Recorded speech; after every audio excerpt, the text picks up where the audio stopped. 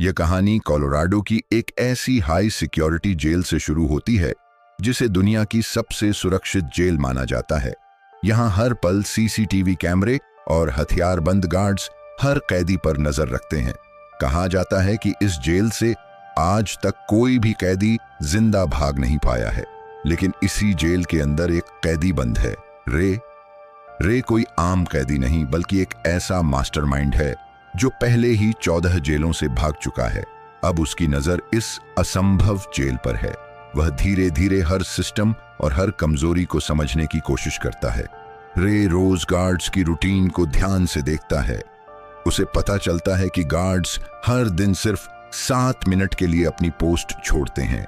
यही छोटा सा समय उसके लिए सबसे बड़ा मौका बन सकता था, लेकिन असली चुनौती इलेक्ट्रॉनिक लॉक सिस्टम था जिसका कोड किसी को पता नहीं था। रे खाने की डिलीवरी के दौरान एक छोटी सी चीज नोटिस करता है, दूध का पैकेट। वहीं से उसके दिमाग में एक खतरनाक आइडिया आता है। वह चुपके से प्लास्टिक शीट का इस्तेमाल करके लॉक सिस्टम से डेटा निकालने की कोशिश करता है। अब रे अपना पूरा प्लान शुरू कर देता है। वह छोटे छोटे तरीकों से सेल के अंदर ही तैयारी करता है। खाने वाले स्लॉट को ब्लॉक करके गार्ड्स को भ्रमित करता है। जैसे ही गार्ड्स 7 मिनट के लिए बाहर जाते हैं, रे को मौका मिल जाता है। वह इलेक्ट्रॉनिक कोड डालकर अपने सेल का दरवाजा खोल लेता है। फिर वह वेंटिलेशन सिस्टम के अंदर घुस जाता है और चुपचाप आगे बढ़ता है। कंट्रोल रूम तक पहुंचकर वह सीसीटीवी सिस्टम को रिवर्स मोड में डाल देता है। अब सबको लगता है कि वह अभी भी अपने सेल में मौजूद है। अचानक जेल में फायर अलार्म बज उठता है। फायर फाइटर्स अंदर आते हैं और पूरा सिस्टम अस्त व्यस्त हो जाता है। रे इसी मौके का फायदा उठाता है और एक फायर फाइटर की ड्रेस पहन लेता है और बिना किसी शक के जेल से बाहर निकल जाता है। लेकिन कुछ देर बाद पुलिस उसे पकड़ लेती है। तभी क्लार्क नाम का एक रहस्यमय आदमी उसे बचा लेता है और यहीं से पता चलता है कि कहानी उतनी सीधी नहीं है जितनी दिख रही थी। वार्डन को बताया जाता है कि रे असल में एक सिक्योरिटी टेस्टिंग एजेंट है। उसका काम दुनिया की खतरनाक जेलों की सुरक्षा की जांच करना होता है। क्लार्क उसका बॉस है और यह सब एक प्रोफेशनल मिशन का हिस्सा है। इसी दौरान उसे एक नया चैलेंज मिलता है, दुनिया की सबसे सीक्रेट और अनडिटेक्टेड जेल। जेसिका नाम की एजेंट उसे यह मिशन देती है। पहले वह मना कर देता है, लेकिन जब उसे चुनौती दी जाती है तो वह इसे स्वीकार कर लेता है। लेकिन कहानी यहाँ खत्म नहीं होती, बल्कि असली खेल शुरू होता है। रे को अचानक किडनैप करके एक अनजान जगह ले जाया जाता है। उसका ट्रैकर निकाल दिया जाता है और उसे एक ऐसी जेल में बंद कर दिया जाता है जहाँ सब कुछ अलग होता है। यहाँ दीवारें भी नहीं हैं, सिर्फ शीशे के सेल, ड्रोन और मास्क पहने गार्ड्स।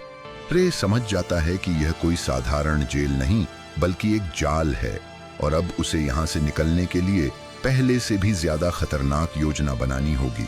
जेल के अंदर एक बड़ा टर्निंग पॉइंट आता है। रे की मुलाकात माइकल नाम के एक खतरनाक लेकिन समझदार कैदी से होती है। पहले दोनों के बीच तनाव होता है, लेकिन धीरे धीरे वे दोस्त बन जाते हैं। रे माइकल को अपनी पूरी योजना बताता है। दोनों मिलकर एक नया प्लान बनाते हैं, आइसोलेशन सेल में जाने का, क्योंकि वहीं से उन्हें इस जेल का असली राज मिल सकता था। आइसोलेशन सेल में दोनों को बहुत कठिन हालात का सामना करना पड़ता है। तेज गर्मी और टॉर्चर के बीच रे को एक छुपी हुई धातु की प्लेट मिलती है और तभी उसे सबसे बड़ा झटका लगता है।